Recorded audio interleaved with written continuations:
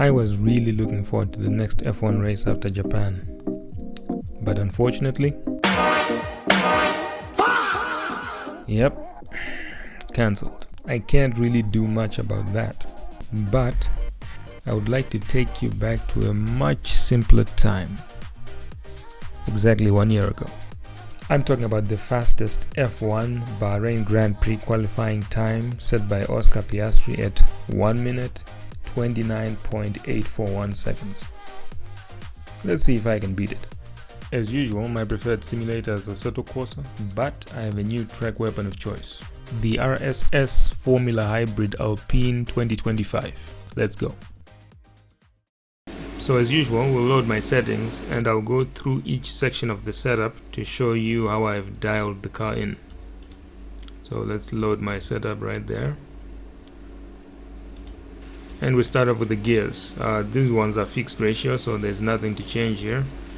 Tires are at ultra soft, of course, because we want to set the fastest time, but the pressures remain unchanged. Fuel was changed from 50 to 15, and the engine map is on high. For electronics, I have mine at no deploy because I manually deploy my ERS each time I go out for a lap. MGUK 100, MGUH mode is at battery. For the front and rear wing, I have them at pretty much the highest downforce, so 30 degrees is the maximum. I'm going to lose a bit of top speed though, but I gain more grip in the corners.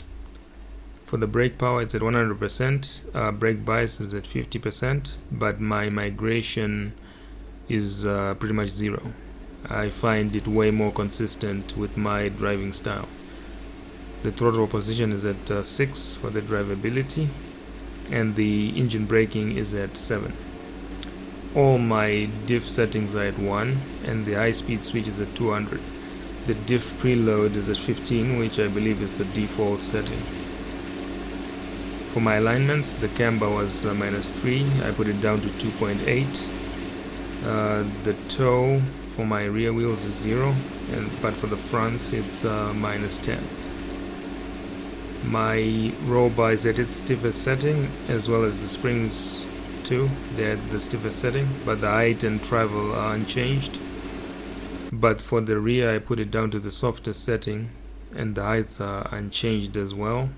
I think the softest setting helps with the tire skipping when you're trying to apply the accelerator while turning at low speed, so that helps with the skipping. And I removed 3 points off the top for the anti-roll bar in the rear. The dampers these are my damper settings, front and rear, and these are for the Eve.